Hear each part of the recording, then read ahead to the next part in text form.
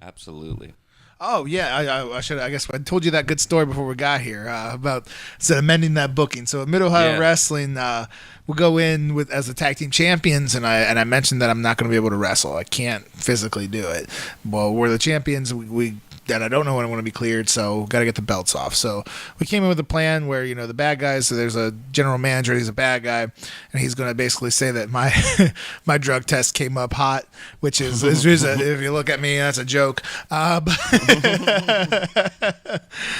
some banned What drugs substances. are you taking? Damn. Some banned substances or something. So so the plan is I get to the building and there's never any plan at all. I'm physically wrestling. I'm okay. I'm at peace with that. So it's whatever. But I get dressed like I'm about to wrestle because we're gonna do that swerve in the ring. So I get dressed. We get our pop coming out. The music hits. Big pop. Crowd's into it. They're excited for the match. And now the adrenaline's gone. Now all that where it was like I didn't care. Now it's gone. Now I'm pumped and I can't do anything. Yeah. So I get the tag, and as soon as we get to wrestling, the GM says, blah blah blah blah. You got a hot test. You can't wrestle. You got to get out of here. Go to the back, and that's the storyline. So I'm mad. I'm selling, and I'm pissed off. And blah blah. This is BS, and blah blah blah blah blah blah blah. And then I get to the back, and the adrenaline dumps, and I sit down in my chair. And again, no intention of wrestling the entire night, but just being out there, and then adrenaline going. And I sit down in the chair, and I was sad. Yeah. A little mad, because the accident, we weren't at fault at all. So you get a little bit frustrated, that sort of thing. But just sad. Again, I was. Real life was taking over and wrestling was taking a back seat, but being out there, really difficult moment, man. And so I believe it. hoping to get physically cleared, hoping to get back out there as soon as possible. That's for sure. Well, I'm hoping so as well. So Appreciate it, my man. shit, I can only imagine what that's like. I said earlier, it's kind of like those stories you hear of people injured and having to sit out WrestleMania and watch it from the stands. Yeah, again, it's not on that level, of course, but it is when you're For you, it kind of part is. of something that you love, and there's something that's outside of your control that's keeping you from it. Yeah. It's difficult. There's a lot of emotions that go into that. There's frustration, there's sadness, there's anger, there's all that, and it's difficult even to this day. As I mentioned, we're filming this on a Thursday. In 2 days, I was scheduled to have a booking with Chris. Chris Cole has been one of my long time friends in the wrestling business. We've never teamed together. We're scheduled to tag team up there in Elyria. I sent the text about a week ago saying, "Hey, I was hoping to get physically cleared, and I'm not." And that's a hard thing to do. No. It is. I've always taken pride in not canceling bookings. I know this is out of my control. No, there's nothing I can do about it. I know that. It still doesn't make me feel good. No, that's the worst part about it is you can't do anything about it. You're helpless. Right. You feel helpless. You do. You absolutely do. Even if it was something that was my fault, if I did something stupid, I could at least say well, you shouldn't have done that. That's on you. Learn from it. But it is. It's a very helpless feeling, as you mentioned. So, but that's the sad part of this podcast. Well, I don't know. Maybe we talk about the state of wrestling. We're going to have more sad parts of this podcast. Yeah. But yeah, I catch everybody up on what we've been doing and what's going on. And it made me realize, too, how much of a part wrestling is in my life. We have a experience like that. And again, it takes a back seat to your health and just real life in general. But actually being out there with wrestling in front of me and going, I'm not allowed to be a part of this, and that sucked. Yeah. It absolutely sucked. Well, even you said earlier that you were almost like, yes, fuck it, I'm just gonna wrestle. You're like, no, I can't do that. I'm out there. I get tagged in, and it went through my brain. I'm like, call this audible, call the GM off, and be like, let's just go. Yeah, because I wanted to so bad. We'll wing it. Just let me be in the match. I wanted to so bad, but no, you can't.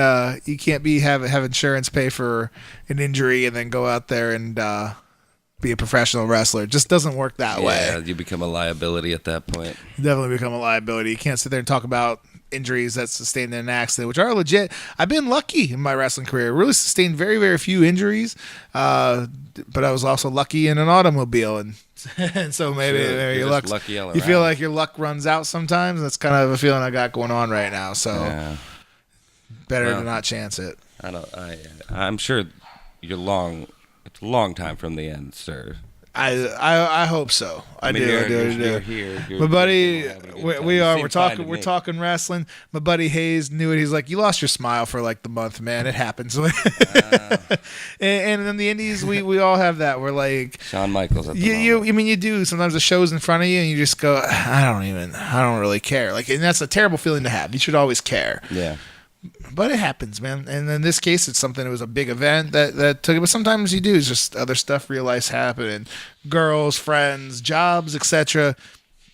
Other stuff can get on your mind. Then there's your show coming up and be like, and you kind of, we do on the indies, you lose your smile every once in a while. You're like, I just don't even care. And that's a terrible thing because the guy you're wrestling probably cares a lot. Yeah. So it's unfair to him that you're going out there not caring. It's unfair to other guys that probably want your spot on that card. You know what I mean? There's so many young indie guys out there just looking for bookings. And I'm a guy who's been around for 16 years now, and I can get those bookings because I've established myself. But if I'm going into the show going, I don't really care that I'm here, that's not fair to those kids. No. It's just not.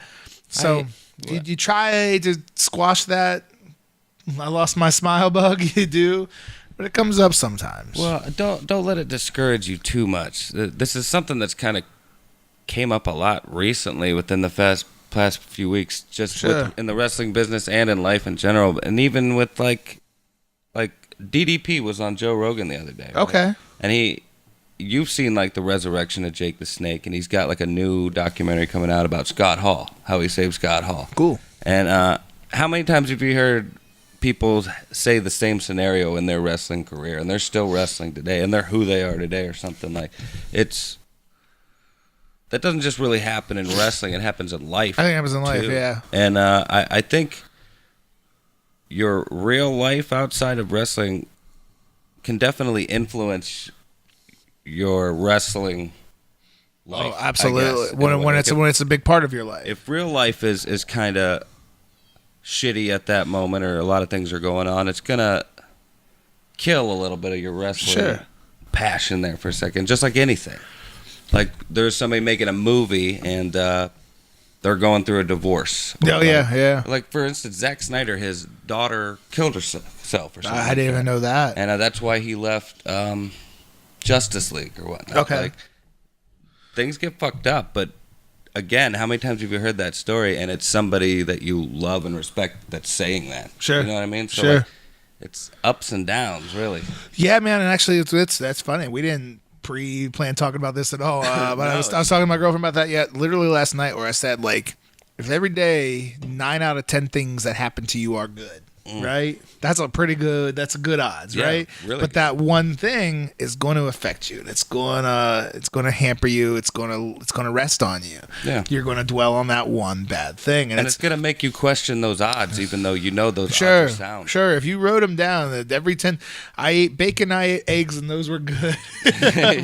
right. But my waffle was a little undercooked. Yeah. You're gonna sit there and talk about how bad, like, man, that kind of had a shitty waffle today, like. You know, you're going to focus on the bad thing. Like, it's just what we do. I don't know. It's unfortunate, but it's human nature, I guess. And trying to grow as people in real life, and if you recognize that, try to change that. That's kind of where I'm at right now, and I'm all right with that. That's a good headspace to be in. But, man, we got off that wrestling path pretty quick. We did. Well, we kind of stayed on it, too. I mean, it's a podcast, yeah, that's true. We're people. We're going to talk Well, we could apply that logic to wrestling if we wanted to, because,